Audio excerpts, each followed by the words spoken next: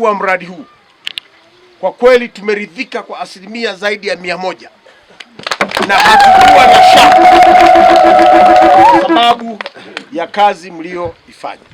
Kwa hiyo nitumie nafasi hii kuwashukuru wananchi wa Ivalalila kwa namna ambavyo mmezitumia vizuri fedha zilizoletwa kwa ajili ya kuboresha mazingira yetu ya zahanati.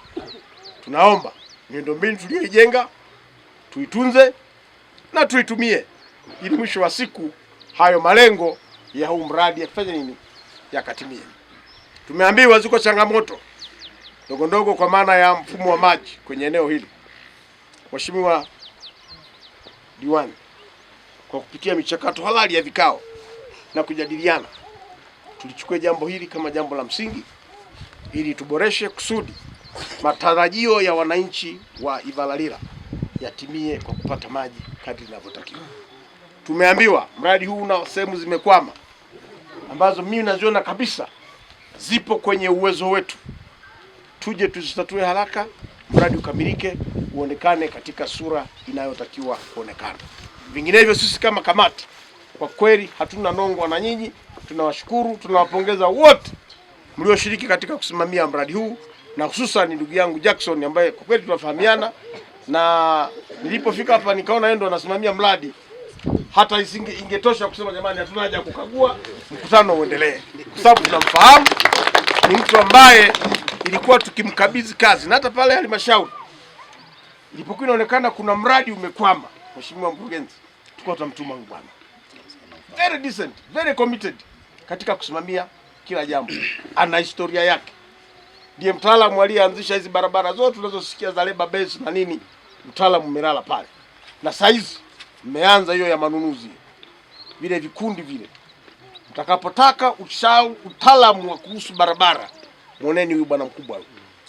Na nashangaa sijui hata yeye kwa nini hajaanzisha. Ukusikia hiyo kitu ndugu yangu? Nenda huko bwana, pata hiyo fursa usimamie. Pata kikundi kimoja, piga kazi, kwa sababu tunakufahamu, uzoefu wako katika eneo hilo itatusaidia sana. Vinginevyo nimejielekeza kwenye kilimo mheshimiwa. Umeelekeza kwenye kilimo. Wanalima sana, wanashindwa kupata mbolea, basi nimejikita kule ili niwaletee mbolea waweze kulima. Hongera sana. Hongera sana. Kwa hiyo tunaamini hata mbolea yake hatutapata iliyochakachuliwa kwa sababu hana huo taratibu. Tutakie kila laheri kwenye kazi hiyo, na sisi tuendelea kukutumia, usituchoke. Kwa hiyo kwa ujumla mradi huu tunaupongeza na tunasema uendelee kwa matumizi, na kimsingi kuko mahali tulikopita wamefanya vibaya. Tunaelekeza mkurugenzi, zile tu zilete hapa waje wajifunze kwa macho, ili wakirudi wakafanya vizuri, miradi ionekane katika sura hii. Tukienda hivyo, thamani ya pesa inayoletwa itakuwa inatimia. Kwa hiyo niwapongeze sana na Ivalalila chini ya uongozi wa Mheshimiwa Diwani, mwenyekiti wetu wa kijiji, viongozi wetu, kamati kwa ujumla wake, mmefanya kazi nzuri. Hongereni sana. Mara dada yangu pale tumekuja hapa tunaona confidence. Unajua ukishafanya kazi nzuri unajiamini. Hongera sana. Ndio mtendaji wa kijiji hapa? Ndio. Hongera. Inaonekana mnamkubali sana. Pamoja na mwenyekiti. Pamoja na mwenyekiti. Wote wawili wameshikamana. Tunasikia mheshimiwa mwenyekiti, habari? Mwenyekiti yule. Mwenyekiti yuko wapi? Hapa.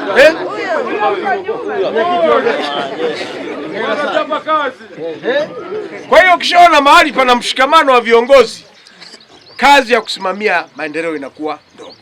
Sawa? Naye tumeyaona mshikamano ambao upo pia kwenye wilaya hii ya Makete, tunaupongeza, kati ya mheshimiwa mwenyekiti wa halmashauri, mkuu wetu wa wilaya, Mheshimiwa DC anafanya kazi yake vizuri, lakini pia mkurugenzi anafanya kazi yake vizuri sana. Kweli tumepata mkurugenzi makini.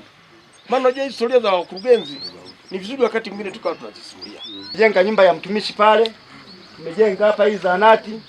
Sasa hizi tunaombea kuwa kituo cha afya. Changamoto tulionayo hapa, Mheshimiwa Mneki, ni changamoto ya wahudumu. Sawa. Wahudumu ni wachache. Kwa kweli ukiangalia idadi ya wananchi ni wengi, wahudumu ni wachache. Tunaomba tuongezewe. Sawa. Wahudumu wawe wengi. Changamoto nyingine, na pamoja tuliofanya yote, tunataka kuwa kituo cha afya. Mheshimiwa Mneki, tuna changamoto ya mochwari.